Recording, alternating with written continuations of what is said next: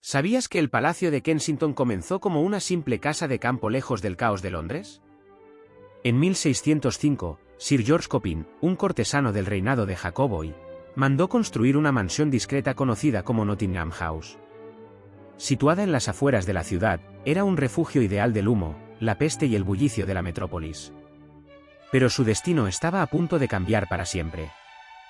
En 1689, tras la Revolución Gloriosa, Guillermo III y María II ascendieron al trono británico. Guillermo, aquejado por un asma crónica, buscaba un lugar con aire puro y lejos del contaminado río Támesis. Así que compraron Nottingham House y llamaron a un genio arquitectónico, Sir Christopher Wren.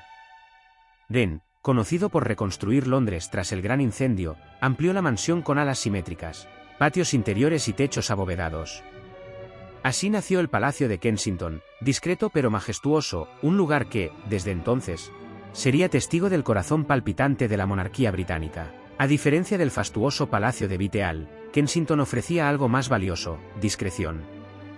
Aquí, lejos de las multitudes, Guillermo III organizaba consejos de guerra, reuniones secretas con diplomáticos y planes para consolidar el protestantismo en Inglaterra. Fue en este mismo palacio donde el rey cayó de su caballo en 1702, tras tropezar con una topera del jardín. Días después, murió en sus aposentos reales. María había fallecido años antes. Pero Kensington ya era, por entonces, un símbolo del poder tranquilo, de la monarquía más política que ceremonial. Con la llegada de la dinastía Hanover, el palacio alcanzó su apogeo. Jorge I y Jorge II lo convirtieron en su residencia principal. En Kensington se celebraban bailes de máscaras, recepciones con embajadores y, sobre todo, estrategias políticas. Fue un centro de intrigas cortesanas y rivalidades entre ministros.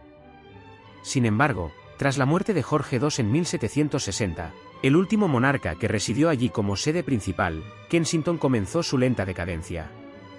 La corte se trasladó a Buckingham House, y el palacio fue relegado a residencia secundaria, pero aún no había dicho su última palabra. En la madrugada del 24 de mayo de 1819, una niña nació en una habitación del ala este del palacio. Su nombre era Alexandrina Victoria. Nadie imaginaba que se convertiría en una de las reinas más poderosas de la historia. Kensington fue su hogar durante toda su infancia. Pero lejos de ser una princesa mimada, Victoria creció bajo la estricta vigilancia de su madre, la duquesa de Kent, y el infame sistema de crianza de Sir John Conroy. Un régimen severo que aislaba a la futura reina del mundo exterior. Cuando cumplió 18 años, recibió la noticia que cambiaría su destino: el rey Guillermo IV había muerto. Ella era ahora reina de Inglaterra. Su primera decisión fue simbólica: abandonó el Palacio de Kensington, para siempre. Durante gran parte del siglo XIX y principios del XX, Kensington quedó olvidado por la realeza. Sus salones, antes repletos de música y política, se llenaron de polvo y silencio. El palacio fue dividido en apartamentos para miembros menores de la familia real y figuras cortesanas retiradas. Aún así, seguía siendo un símbolo. En 1899, el gobierno lo abrió parcialmente al público como museo. Los visitantes podían pasear por los salones donde Victoria jugó de niña o donde Jorge II planificó guerras europeas. Era el principio de una nueva etapa. El palacio como testigo de la historia, no solo protagonista. Con la llegada de Lady Diana Spencer, Kensington volvió a la vida.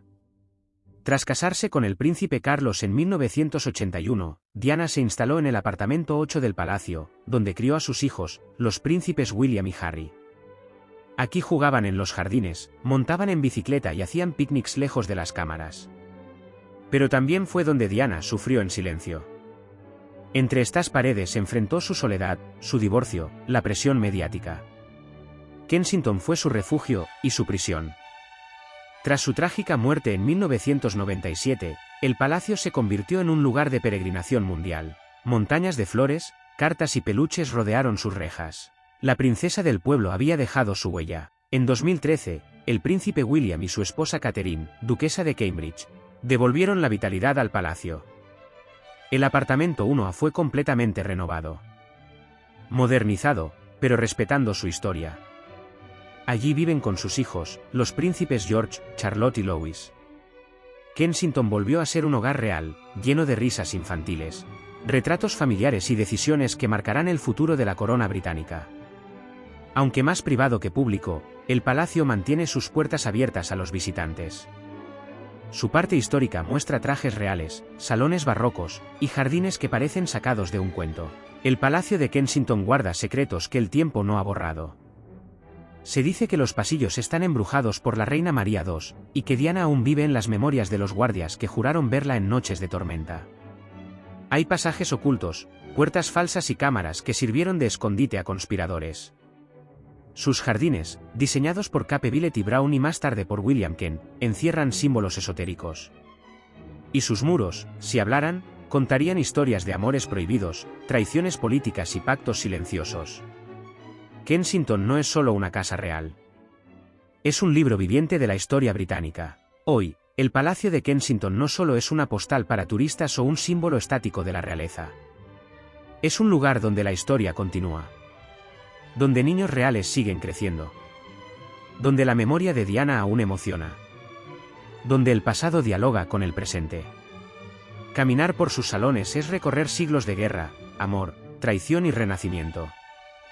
Porque Kensington no es solo una residencia. Es el corazón palpitante de una monarquía que, pese a todo, sigue viva. Si te gustó este vídeo, síguenos para más curiosidades históricas.